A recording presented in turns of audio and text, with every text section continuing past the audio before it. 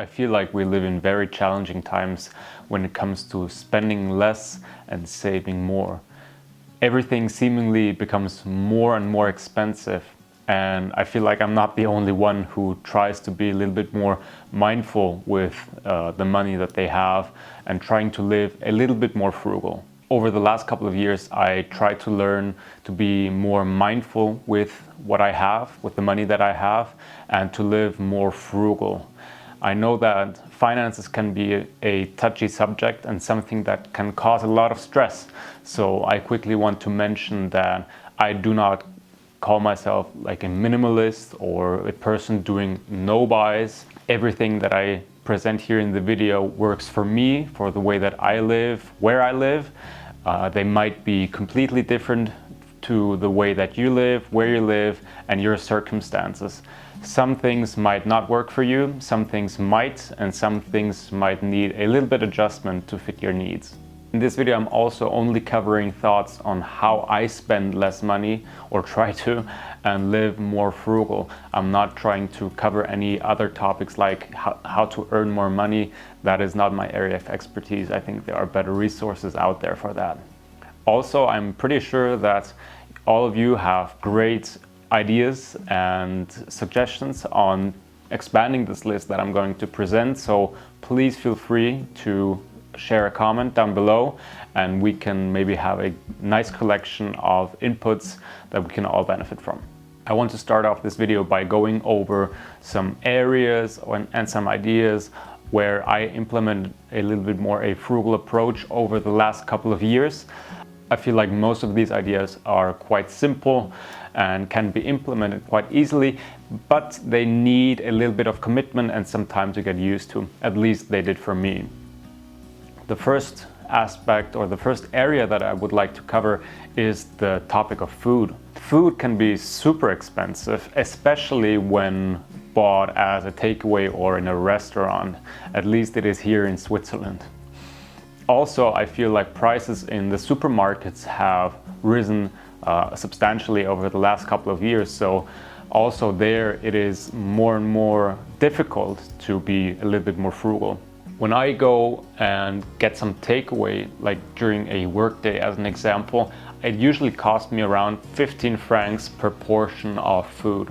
If I decide to go to a restaurant and sit down, it would easily cost me 30 francs or even much more just per person. And that of course can be very costly. So over the last decade, I simply learned how to prepare my own food and cook amazing meals with high quality ingredients.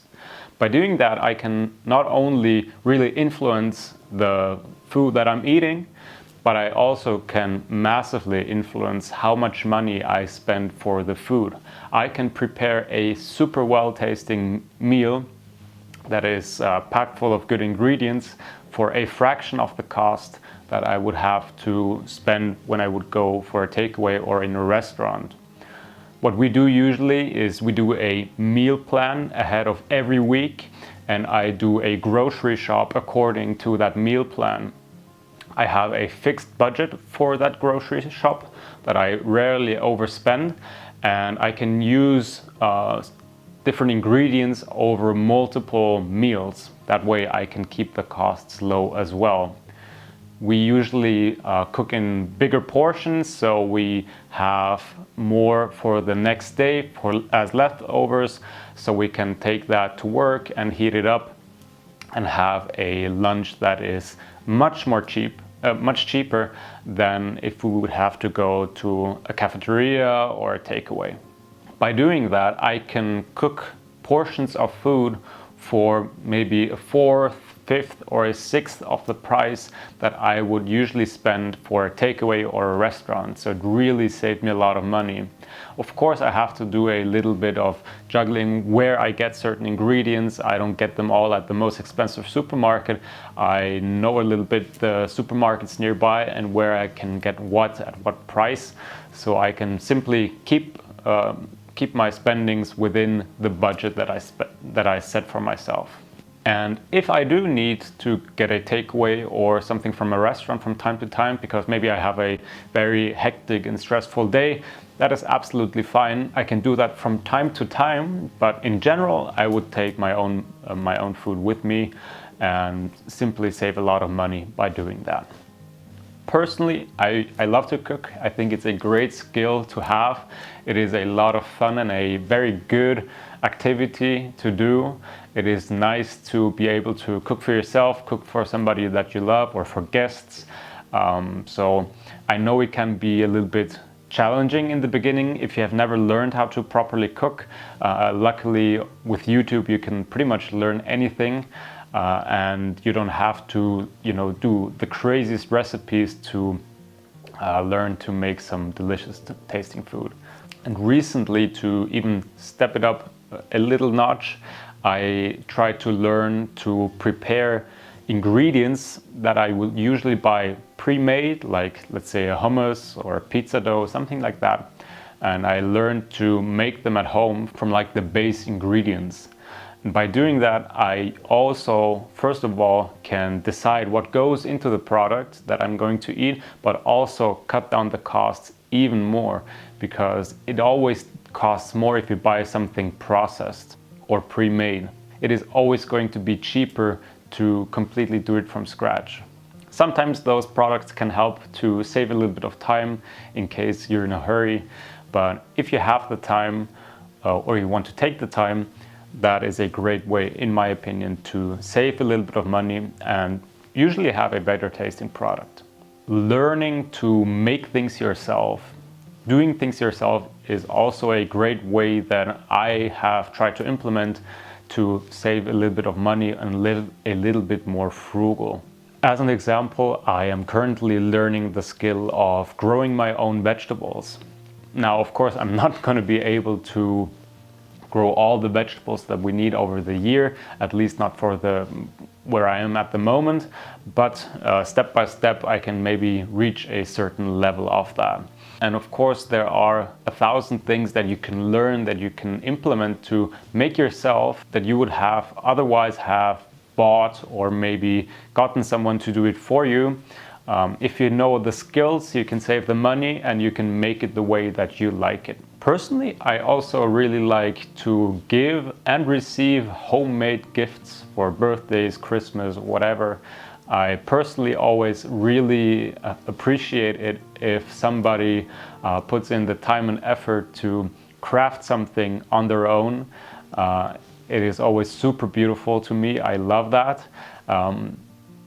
And that is usually, of course, much cheaper than if you would simply buy a gift. That is quicker, of course, usually. But nonetheless, the homemade gifts are always also very much appreciated. As an example, for last Christmas, I made a big batch of my homemade barbecue sauce that is a crowd pleaser, and I filled it up in jars, sterilized it, and then gave it away to a handful of people as a little gift for Christmas, and it was super popular. Personally, I really like to learn new skills that I can in the future use over and over again and save money with. A couple of years ago, I once sat down with my bank account sheets and my laptop, and I analyzed my biggest spending blocks that I had. And I asked myself if I could reduce those spending blocks or even cut them out entirely, and how that would be possible.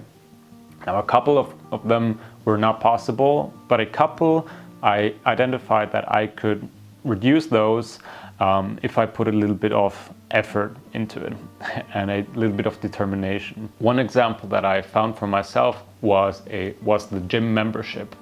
I realized that I was spending every year 700 to 800 francs for a gym membership, and I would have the ability to do that for much less money at home.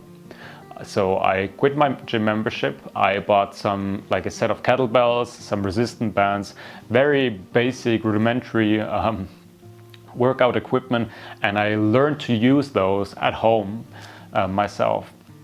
Again, there is so much knowledge out there. You don't really need the equipment unless you really enjoy it. Then it's of course something completely different. But with this like simple one-time investment of maybe 200 to 300 francs for the equipment, I now yearly save those couple of hundred francs for the gym membership. And they are here, they usually last for a very long time, and I don't have to renew them every year. Also, of course, gym equipment can be bought secondhand very well, and you don't really need that much if you learn how to use it in a maybe creative way and maximize the potential of each equipment. Now, of course, if you love going to the gym and spending time there, working out there, this example is not going to work for you, but maybe you can find a spending block for you that is substantial and that you see that you could reduce it with some adjustments and save that money in the long run. I think that working with what you have and really learning to use that what you have is a very vital aspect of frugalism, and something that I try to do with the things that I have. Of course, I could always buy a better thing, a quicker thing, to simply upgrade, get rid of the old one, and have a quick fix. But in the end, I think that if I take what I have and I use it to the max, it will give me better results in the end and cost much less money. As an example, I could buy a sharp knife every 1 or 2 years and then use it until it's dull, or I could simply just learn to use a knife sharpener and sharpen the knives properly on my own and then have great sharp knives for a very long time. This is not the best example, but I think you get what I mean.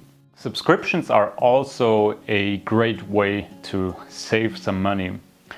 A couple of years ago, I had a handful of different subscriptions, from like apps to maybe food delivery services or grocery delivery services, etc. And I realized that all of them, they cost only a couple of francs each month. But if I added it up for a year, 2 years, etc., and I took all those subscriptions, it actually cost me a lot of money. So I personally cut down pretty much all the subscriptions except for Spotify in my case, because I really like it. And I tried it out for a couple of weeks if I truly missed those subscriptions.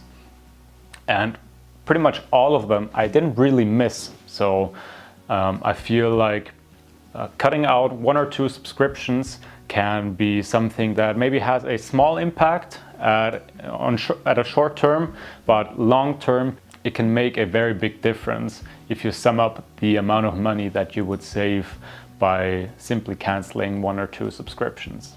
And you could, as an example, take those couple of dollars or francs that you save with the canceled subscription and put it each month into a savings account, and then just see how much you can save year after year simply by cutting out that one subscription.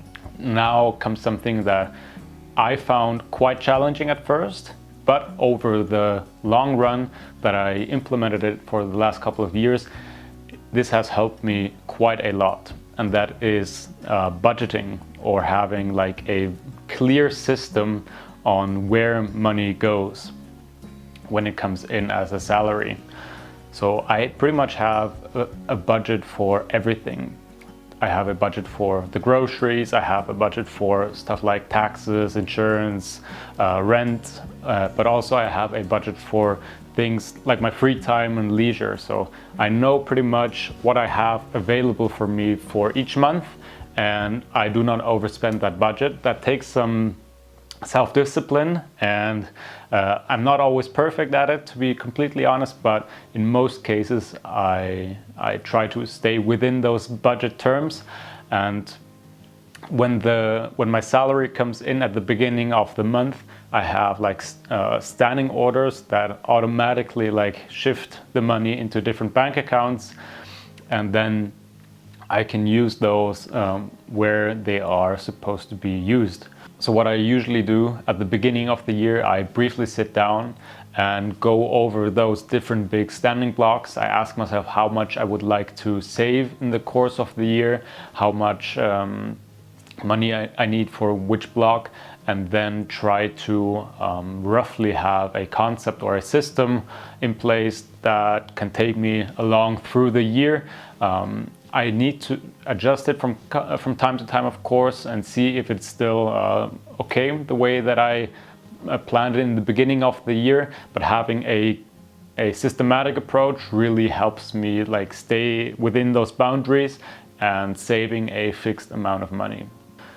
Now I have talked a lot about how I try to save money over the course of the video, but a question that I once got under a video was, what do I personally think is actually worth spending money on? What do I spend money on? Because as I said, I'm not a person like doing super like minimalistic approaches or no-buy approaches.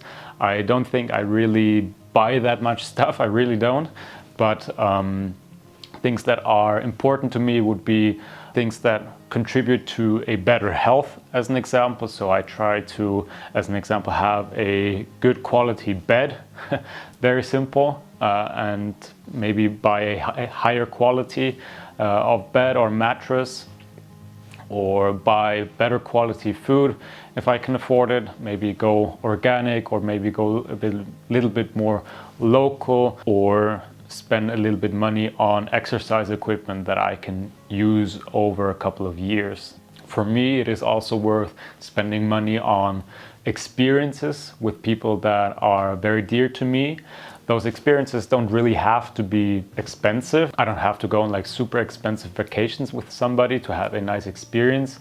Going for a hike or maybe going bouldering, stuff like that, can also be a great experience with somebody that I like, that I love. And it doesn't have to be expensive, but usually it costs a little bit of money. They can be very simple and quite cheap, and memories in the end, I think they are priceless. Also, I like to spend a little bit more money on products that I know that I will use often, that will stay with me for a long period of time. And products that I can maybe repair in case they break down, or that I simply know I will get a lot of use out of. I don't necessarily care if it has a big flashy brand on it, but I simply care about the quality. And for me, it is worth it saving up for something and then buying a better quality product. And of course, there are like everyday essentials that for me personally, I like to spend a little bit more money on. Things like good quality coffee. I'm a big coffee person, so that is something that I like to spend a little bit more money on, or durable clothes that will last me for a longer period of time. Saving more money or spending less can be very challenging and very hard, especially if you are new to it. For me at least, the beginning when I started it, it didn't feel natural to me, and I had to learn it in a way. And what really helps me even nowadays is knowing why I am doing it. And this is super personal. This is very individual for everybody to decide why it is worth it to spend a little bit less and save more, and what is the reason behind that. So I encourage you to find that out for yourself. What is your personal inspiration and motivation to spend a little bit less money? That could be maybe saving for the future ahead, I don't know, reducing your impact on the environment, maybe working a little bit less because you need less, whatever it is. Find your reason, because it will always help you decide in a moment that you want to maybe buy something and think short-term versus your long-term goal. Ask yourself, why does it matter to me? And define your personal motivation. So to wrap up this video, as I said in the beginning of the video, there are other topics like earning more money, maybe investing, that could be also expanding this list. However, I think there are better resources out there than what I would have to say. So I encourage you to maybe read up on that if that is interesting to you. With that being said, thank you very much for watching. I hope you're doing well, and see you very soon. Bye.